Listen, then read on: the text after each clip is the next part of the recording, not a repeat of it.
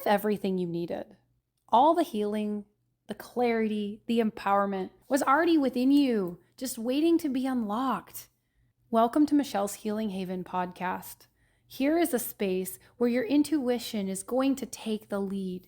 Your transformation, let it begin. Here, dissolve those fears into trust. And healing, well, it's going to become a way of life.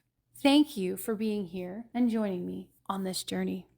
Before we dive in, I want to let you know that additional resources and insights from today's episode are going to be available at my blog on michelleshealinghaven.com. Check it out before or after the podcast. I will always try to put additional resources that are helpful. They could be books, it could be meditations, or just some simple information and tidbits that are very helpful. You can also sign up for my newsletter there as well.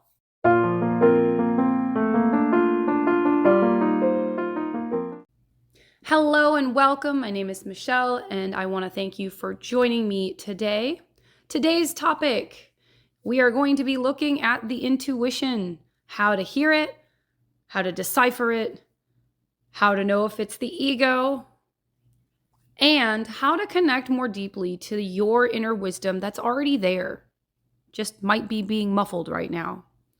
If you've been feeling stuck, unsure of where to go next, or doubting that you know the way to go, this episode's going to be for you. All right, we're going to get clear on what your intuition actually is. It's not just randomness, it's your inner voice. It's like the voice you were born with.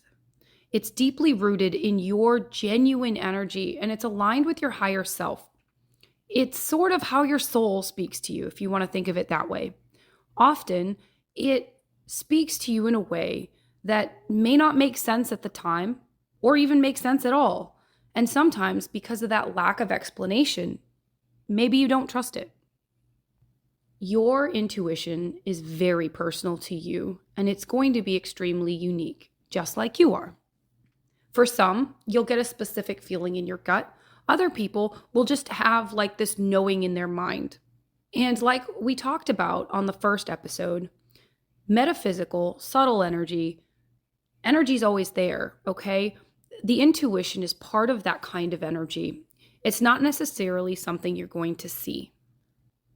There are specific signs from your intuition that will allow you to get better acquainted with it and notice when the ego is what you're hearing, and being able to acknowledge it's the ego and sit with it and understand what else is coming. Everyone has the power to hear their inner voice. Everyone has the power of intuition. So, why do many of us struggle to hear it? Well, we focus on all the noise around us, all the noise within us. Everyday life is so hectic, so busy. There's to-do lists, there's distractions, there's external people, external pressures. And that's not even starting with the internal noise, which is where we see the ego and the fear that the ego brings. The amazing part, your intuition is natural. We're all born with it. Think of a little child. Usually, they are the most intuitive. They are often most intuitive because they haven't been conditioned by the societal expectations yet. They listen to what feels right in the moment. Watching a child gives you the best example to live free, to be authentic. And that's literally what we take a lot of our time when we're older, reflecting back and moving back into in a different, more compound way. As adults, we know we can reconnect with this ability. We know it. But it starts by paying attention, listening to the self, quieting the mind of the self, allowing yourself to relax and take a break from the bustle of life and the bustle of your brain. Whether you're trying to make a decision, communicate with a person, or even express an idea. Some might say, I hear a voice, but how do I know, really know that it's my intuition and not just my mind playing tricks on me? Well, let's see. It's either your intuition or your ego. So now we're going to talk about the ego and give a little bit of background on the ego and see how that is important to distinguish from and why the ego is so loud to begin with. The ego often stands between us and our intuition. It's a part of our psyche, and it's tied to our identity. It's tied to self-preservation, and it's also tied to control.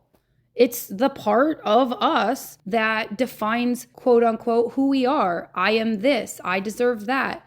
It's not meant to be a negative force. The ego allows us to feel safe, to be safe, to feel secure. It thrives on external validation, sometimes comparing yourself to others, but it also wants certainty. When it's really overly active, it'll drown out your intuition because it's going to focus on what you should do or what others might think more than your inner guidance. And this is when you get two different ideas and not able to tell the difference. Fear works hard with the ego. And oftentimes, fears that are rooted in past stories are interrupting the new stories, the current stories. The ego wants to protect you from failure, rejection, discomfort. What if I make the wrong choice again? What if I regret this? Fear is noisy, overwhelming, urgent, and it pushes us to act more impulsively or be stuck in hesitation. Oftentimes, we make decisions. And we are like, yes, I want to do that. But maybe we haven't committed yet. And we sit and we think about it. And somehow that yes turns into a maybe. And then we put it off. In a couple weeks, we'll review the maybe. And maybe, just maybe, it'll stay a maybe. And then it might go to no. The ego plays the card of logic. Imagine you feel drawn to start a new creative project. Your intuition might tell you, this feels right. It's aligned with me. I want to do it. But when you sit and you think, the ego might come in like, will I be good enough? Is this the right time? Will people support me? And then you add the fear to it, like, well, but what if I fail? What if this costs too much money? What if this is a waste of time? And the what ifs go on. Fear can be loud. The ego can be loud. Over time, if you decide to shift your focus and truly make your intuitive answer the louder one, you're going to feel more connected to you. The ego itself will always try to logically make something make sense. The intuition, it's a statement. It's something that you're like, I know for certain this. Most people, your intuition speaks before your ego. You just got to learn to hear it. I'm going to give an example. I recently got invited to a school to help critique and give feedback to their 5th grade program where they have their students learn how to interact with people in conversation. My first thought, I was glad I already had an appointment at that time. It was almost like, phew, I missed out because I already have an appointment. And then I thought about it. That was my ego. I was excited. Why was I excited?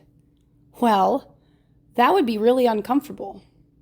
I was remembering back when I was in 5th grade, I didn't like talking to everybody. I didn't talk to everybody. I stayed to myself.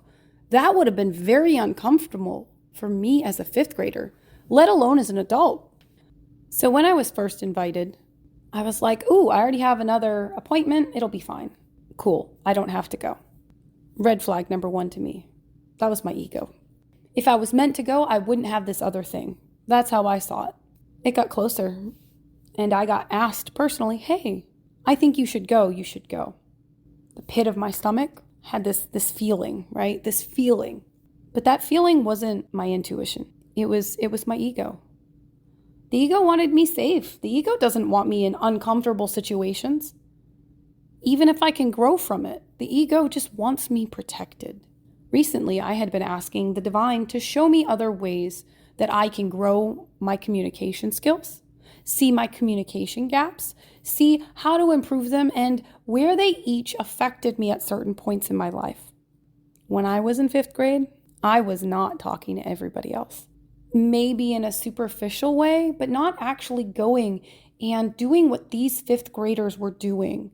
They were learning how to shake hands, how to interact and start a conversation that was engaging and caring and personable for 3 minutes with a complete stranger. The 5th grade version of me was scared. My ego wanted to protect me. Did I go to that event? Yes, I did. Was it phenomenal? Yes, it was. And it allowed the children to have more confidence in who they were, how their voice matters. And it was an experience that I would not trade. So be mindful that oftentimes things like that will come in that we ask for. The easiest decisions come when you already know what you want. You already know where you want to go. Sometimes we don't know how to get there. But whenever you have a decision, you in the moment know intuitively where you would go. The ego and the beliefs that are tied to the ego, especially relating to fear, they're not just abstract. They're deeply ingrained in the way that we navigate our decisions, the way we navigate challenges, the way we navigate life. But the beauty is that you can shift that. You have the ability to quiet the ego and the fear that it can bring and focus back to the intuition. It takes time. It takes patience. The first step in reconnecting with your intuition is finding ways to create stillness. Could be meditating, it could be dance, it could be gardening. It's whatever meditative thing speaks to you. I am going to include a list of things that are considered meditation and maybe a few meditative links. There's a lot of opportunities for you to reflect and take time for yourself. First of all, your body needs that. Your mind needs that. But to hear the intuition, it definitely needs the quiet. The second step, it's how you tune into your body more. Empaths will probably get heightened feelings in certain areas of their body. How well do you know the energy of your body? If you're looking for more information about energy, that was the first episode. But it's different for everybody. But intuition is ease. It feels calm. It does not come from a place of a biased energy. It's a statement. If I ask anybody, do you like your job? You know the answer. Now, whether you do something about it, that's different. But you know the answer. Your intuition told you the right one. Hey, do you want to travel to X, Y, or Z? You know the answer. Sometimes maybe because of what other people think, because of the financial part of it, we might say no. Well, that's not true. Be mindful of that. Your intuition does not add to worry and fear. If there is fear, that is from the ego. And a lot of research in intuition, people say intuition is quiet, but it doesn't have to be. In fact, I know when my intuition kicks in, and I almost laugh because yes, I might hear my intuition and then all the other bananas things around that don't make any sense that would have me talk myself out of everything. But I come back to the intuition. It's like I know this. And that's the confidence you want to have in your intuition. And we all will have times where we hear it, and we all will have times where it's a little harder to hear. Be patient with yourself. You're learning discernment. I challenge you to go through this next 2 weeks and go and write down any decision, any change of course. Maybe, hey, I know I wanted to go to that trip, but I didn't. I decided not to. See why you decided not to. Was it out of fear? What was it out of a lack belief? Why did we not do it? Start with the small things, choosing what feels right in your daily routine. And I want everybody to realize nothing is right or wrong. We all choose things that we think are going to be the best for us in the moment. I like using a different word. Which do you prefer? If you're choosing between the blue or the green dress, which one do you like? You might like the blue one. Maybe everybody says the green one looks best on you, but what if you like the blue one? Get the blue one. Because maybe if you get the green one, you decide you really want the blue one, it might not be there anymore. Pick the one you prefer.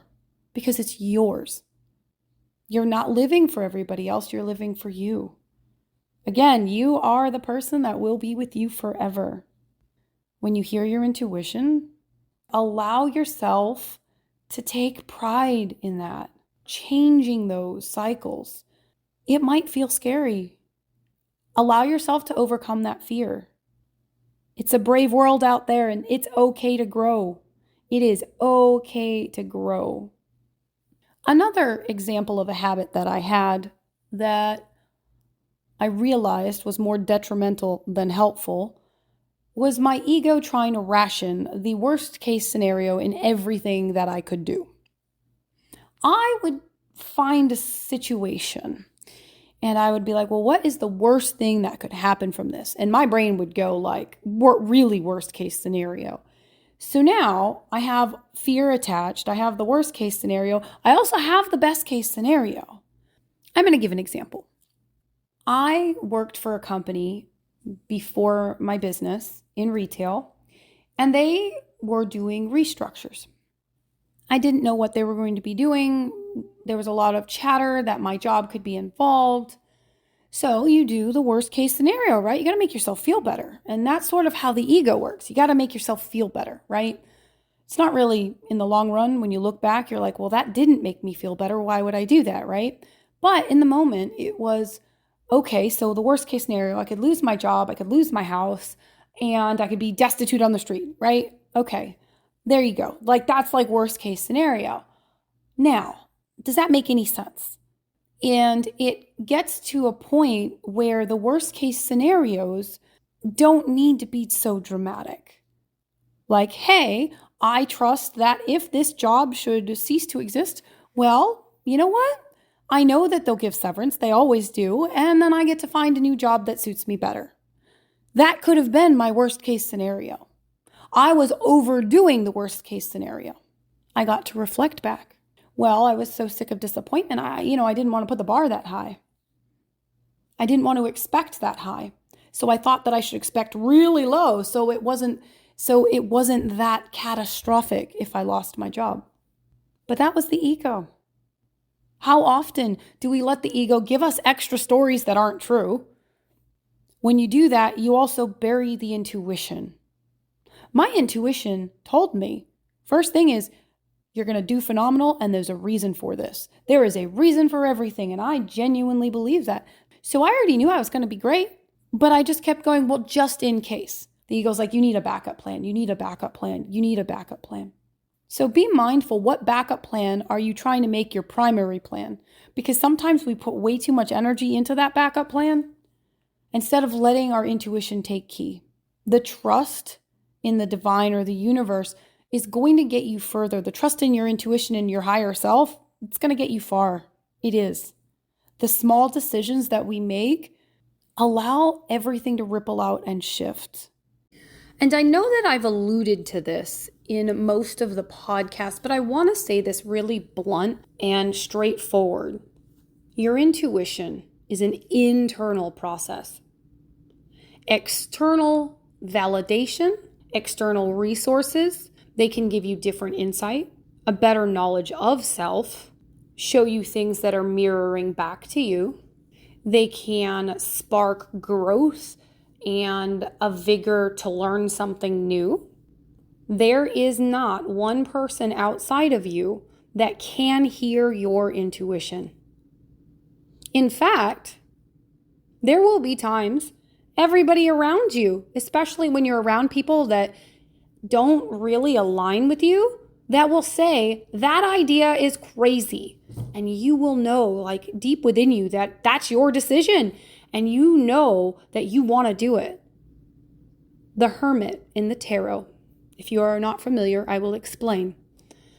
The Hermit is card number 9 of the Major Arcana. I will put a picture of it in the blog. The Hermit is this guru, this guy. He's walking in the middle of nowhere in the dark at night. He has his own little lantern, and it's a small lantern with a lit candle. There's very little light around him. He can't really see where he's going. He also can't really pay attention to where he's been. He's focused on his present moment. He's focusing on where it feels like he is needing to go for himself. It is a soul-searching feeling that the intuition is going to guide you through. And the hermit is very wise. It doesn't mean ignoring everybody around you. It doesn't mean not speaking to anyone around you. It's at the end of the day, when you're sort of cataloging your choices and you're moving forward, you're seeing what is and what is not aligned with you. The more you do that and you start making intuitive choices, acknowledging your intuition, even if you're not choosing that choice momentarily, is a step in the right direction. But actually choosing that choice, it's going to send you on a path you do not know where it leads. Most people want to know the timing of everything and the such structure. But following your intuition, it's going to allow for spontaneity. It's going to allow you to see how your world could expand even more than you can imagine. Your guides, your higher self, the divine is going to show you there are more things possible than you can imagine. The more you follow the choices that support your intuition, the more of the unknown will come to you. And the unknown can be scary. Our interactions with each other are so profound, and learning to go within intuitively and make a choice, even if it's not somebody else's choice, that's okay. So I challenge you, how can you be more of the wise hermit and venture forth on your path? It's not secluding yourself and never talking to anybody, but at the end of the day, it's what is my intuition telling me and where do I want to go? If I'm honest with myself, I used an example earlier on about the blue and the green dress. Pick the dress you like. Be the leader in your life. We all go through phases. Maybe some of us when we're much younger and some of us when we're older, that we kind of just go with the flow when someone likes something that we don't, and we just go do it anyway. And when we get older, we don't realize we really just don't like that. It's okay to have your preferences.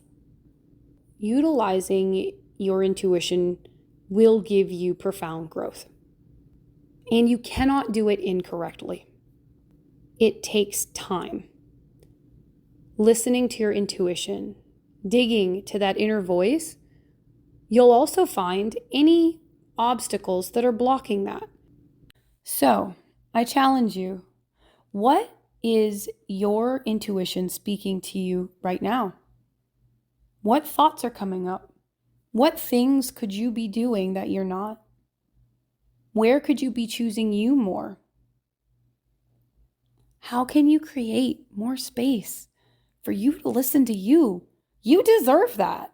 You deserve to allow yourself to hear yourself better.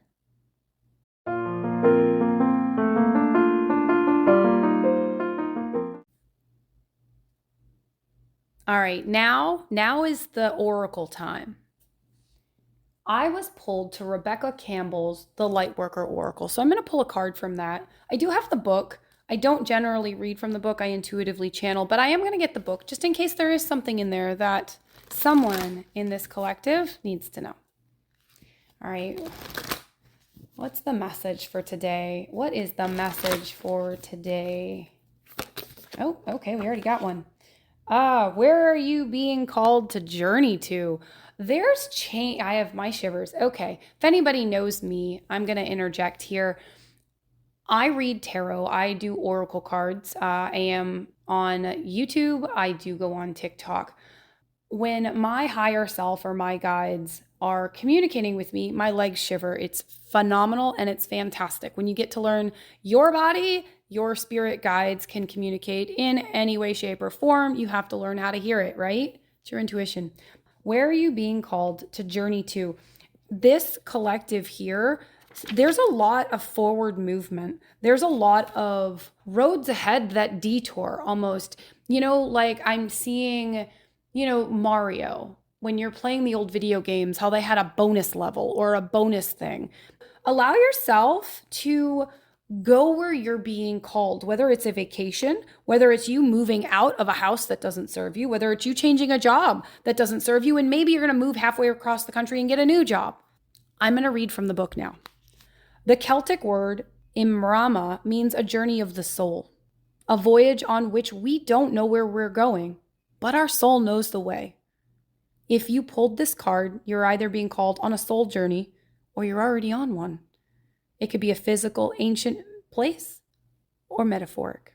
When we journey to places that our soul remembers, a shift takes place, both within us and to the planet as well. You're being called to journey to a place that is sacred to your soul. Perhaps it is a journey to the world's sacred sites, or called across the country, climb a mountain, lie on a desert floor, or drink from an ancient well. There are places to see and old friends to meet. I see spontaneous pilgrimages in your future. Who haven't you spoken to in a long time? Where are you being called to go? Why haven't you gone? Now, allow yourself to hear your intuition in that. That's the challenge. This is all about hearing your intuition and actually listening. If you're here right now and you've listened to this whole thing, your intuition is calling, but it's also calling you on a new journey. Allow yourself to follow it. This is very exciting energy. Allow yourself to follow it. All right, I will put a picture of this card in the blog.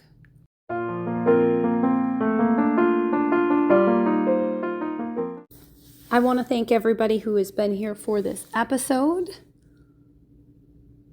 I challenge everybody here to find some time in the next few weeks to make space for you, to make space to hear your intuition.